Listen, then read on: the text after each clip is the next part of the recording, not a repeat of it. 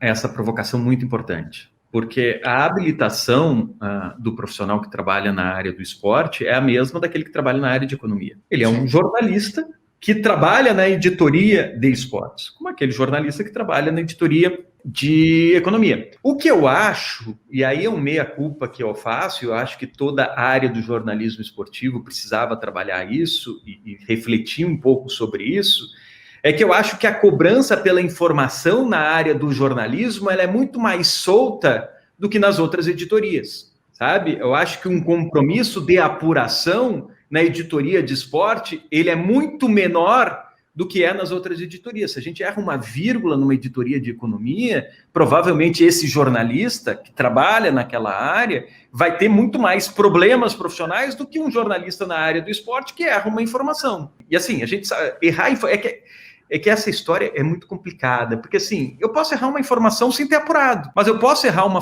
informação com apuração. E isso acontece. A gente sabe que um negócio está muito próximo de acontecer, tu tem todos os elementos, tu vai lá e por alguma circunstância, naqueles últimos detalhes, o negócio não se fechou, não se concretizou. Mas eu acho que tem muito do exercício do achismo, tem muito profissional que se acomoda com isso e não faz a devida apuração, não trata a audiência dele com o respeito que ela precisa. E em função disso, se tem uma leitura, um imaginário coletivo de que o jornalista de esporte, que trabalha com esporte, ele não tem a mesma formação que os outros, ele não pode opinar da mesma maneira do que os outros, que é uma leitura completamente equivocada. Porque a gente tem no jornalismo esportivo profissionais do mais alto nível a avançar demais, tá? Porque, como você disse, Tom, tem 3 projetos de clube empresa no Congresso Brasileiro. E eu, que sou da área, que estudo, que leio e que tento me informar, não sei muito bem a diferença de um para outro, sabe? Imagina a imensa maioria das pessoas, né?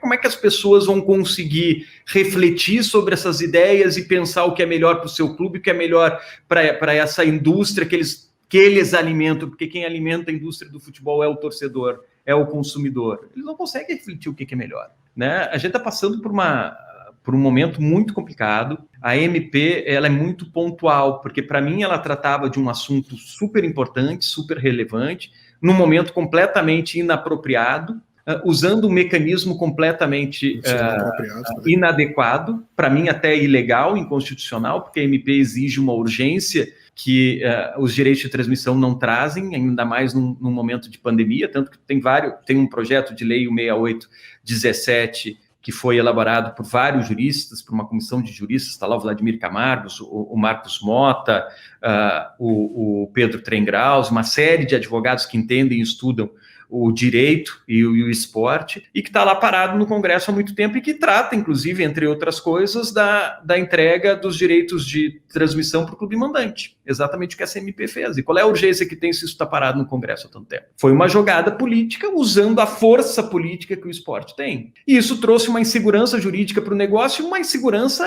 econômica para os operadores do negócio. Se perdeu dinheiro com a SMP. E muito dinheiro. Então, foi uma responsabilidade gigante que mostra como o Estado, apesar da autonomia constitucional que tem, lá no artigo 217, ainda se apropria do esporte brasileiro. E como as entidades do esporte brasileiro, mal administradas que são, ficam reféns do poder estatal. E esse PL que estava para ser votado hoje é mais um exemplo disso. Mais uma vez, o Estado vai lá fazer um carinho nos clubes brasileiros sem uma contraprestação. Como já foi com o Profut, como já foi diversas vezes, alimentando uma cultura nefasta para o esporte brasileiro, que é paliativa, que resolve um problema pontual, mas que daqui a um tempinho já vai apresentar os mesmos problemas de sempre. É só para arredondar que se precisa, obviamente, em função disso, de uma proteção jurídica para manter esse equilíbrio do jogo. Mas essa proteção jurídica vai vir através de um projeto que pense o esporte de maneira sistêmica, se trate do clube empresa, se trate do direito, dos direitos de transmissão, né, de entregar para o mandante os direitos de transmissão, para ele poder negociar de maneira exclusiva, mas essa negociação, no meu entender, tem que ser feita de maneira coletiva pelos clubes, para garantir justamente esse equilíbrio nas receitas, mas assim, precisa ser de uma forma sistêmica, entendeu? Eu quero voltar para isso, porque tem um projeto de lei que é desses juristas que eu falei, que está para se votar no Senado, que trata de tudo isso e traz outra questão que é fundamental. Ele criminaliza a corrupção privada no esporte. Tá?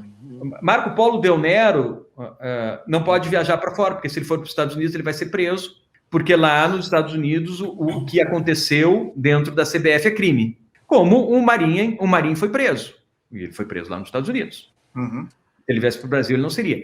E esse projeto de lei tipifica o crime de corrupção privada no Brasil. Então isso também seria revolucionário para a gestão, porque se tu não aprende por uma questão moral, tu vai aprender por medo de ser preso.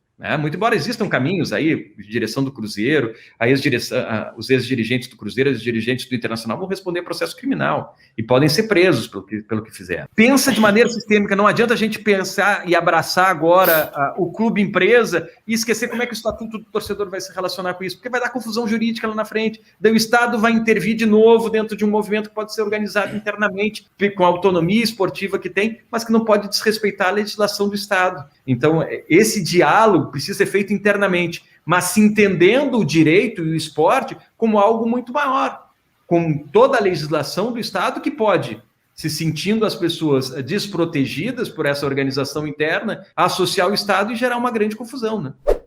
Uma interferência de diretores, dirigentes, de cartolas muito maior. É o que acontece na CBF. Tá? Tu tem um freio político muito grande. Agora, para mim, o grande problema das gestões do futebol agora e na CBF que vocês trazem, o problema está lá em cima. Quando a gente fala em compliance, tem até um nome, né, que se chama Tone from the Top, que é o exemplo vem de cima.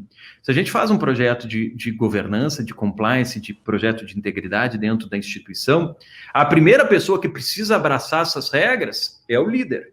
É aquele que está no topo da pirâmide. Se ele não abraçar essa ideia, se ele não abraçar esses pilares, se ele não respeitar esse projeto que ele está implementando dentro da instituição, nada mais funciona. Né? Porque, assim, esse caso da CBF ele é pontual, porque não era só o Rogério Caboclo que sabia dessa questão desse alegado assédio. Se existia, mais gente sabia. E pelo código de conduta da entidade, todos aqueles que sabiam de qualquer postura que o código traz como irregular, eles tinham o dever de informar. Então a gente vê que aí já tem um problema maior. Não é só ali, são algumas pessoas que estão no comando. Então o compliance não estava funcionando. Qual é a forma de denúncia? Como é que é a ouvidoria? Como que se sabe quem fez esse tipo de denúncia? Então eu acho que a gente tem no organograma algo muito bacana, mas na prática ainda precisa ser melhor trabalhado, porque eu acho que é uma questão cultural. E eu sempre trago esse exemplo do cinto, que o meu sócio sempre dá quando a gente apresenta algum projeto de compliance, tem que usar cinto de segurança. Lá nos anos 80, eu vou usar cinto de segurança? Não é lei, não vou usar. Virou lei, que saco botar esse cinto. Que saco botar esse cinto. Depois virou normal, o cara entra no carro e já bota, porque ele sabe que é segurança para ele. Sabe? Então, no início é um processo de aprendizado. Mas, assim, precisa se respeitar, precisa se fazer para se criar essa cultura. E eu não sei se esse exemplo vai trazer uma postura diferente dentro da CBF. O que é importante é se dar esses passos, mas que todos, desde o topo da pirâmide, entenda como sendo algo sério. Não pode se fazer um compliance para produto externo, para efeito externo, só para mostrar olha o nosso organograma como é bacana. Ele tem que ser implementado internamente. As pessoas dentro da instituição têm que se sentir seguras em função desse projeto de integridade que essa instituição esportiva adotou. A apuração, muito, tá, de conversas com várias pessoas que eu tive, e sentimento também, do tom de voz das pessoas, do histórico, como eu as conheço. A relação da comissão técnica com o Caboclo era horrorosa. Muito ruim, porque o Tite e a comissão técnica foram escolhidas pelo Del Nero, que tinha um diálogo permanente com o Tite, e o Tite e a comissão técnica perderam esse diálogo com o Caboclo. E isso foi gerando uma série de incômodos na comissão técnica, que é a minha leitura. E, além disso, além aquela questão do áudio vazado também, que tem uma conversa do Caboclo com o Edu, em que ele fala da comissão técnica e pontua também pessoas da comissão técnica e critica pessoas da comissão técnica, também não foi bem digerido. Tá? Então havia um desgaste muito grande. E obviamente que todos ficaram completamente equivocados, completamente incomodados com o fato do Caboclo ter decidido, com o presidente Bolsonaro, trazer a Copa América para o Brasil sem nenhum tipo de discussão interna, numa reunião que surpreendeu a todos, inclusive eu acredito que até a Conmebol, de ter resolvido uma nova sede numa reunião que durou 1 hora apenas? Né? Como é que se transfere a sede, se traz uma competição do tamanho da Copa América para um país como o Brasil em apenas 1 hora de conversa? Como é, Andrei? Surpreendeu até a Conmebol? Eu não imagino que a Conmebol até, assim, pelo que eu converso, pelo que eu entendo, a Conmebol até acreditava em vir para o Brasil. Mas eu acho que ela não acreditava na possibilidade de se resolver isso naquela reunião da segunda-feira, né? De uma maneira tão rápida. Porque, assim, vamos trazer a Conmebol para cá, a Copa América para o Brasil. Claro, vamos trazer. Eu, presidente da CBF, tenho interesse? Tenho. Eu me dou bem com o presidente? Me dou. Mas, assim, vamos analisar risco sanitário. Precisa um parecer da Agência Sanitária do Brasil, dos especialistas. Eu preciso conversar com o pessoal da imigração para saber como é que nós vamos fazer com as fronteiras. Quem que vai poder entrar, quem que não vai. A gente precisa fazer um protocolo mínimo na hora de apresentar. A gente precisa fazer uma análise de risco. Né? Que tipo de risco a gente trazer para cá, para o Brasil, a Copa América vai nos representar? Preciso ter um gabinete que me monte e me apresente todas as situações. Olha, nós vamos ganhar aqui, vamos perder aqui, mas a gente tem esse ok daqui e o ok daqui, e a gente pode trabalhar institucionalmente dessa forma, com a equipe de comunicação, para que a opinião pública esteja do nosso lado. Não se preocupou absolutamente com nada disso. Eu acho que a decisão muito rápida surpreendeu a todos.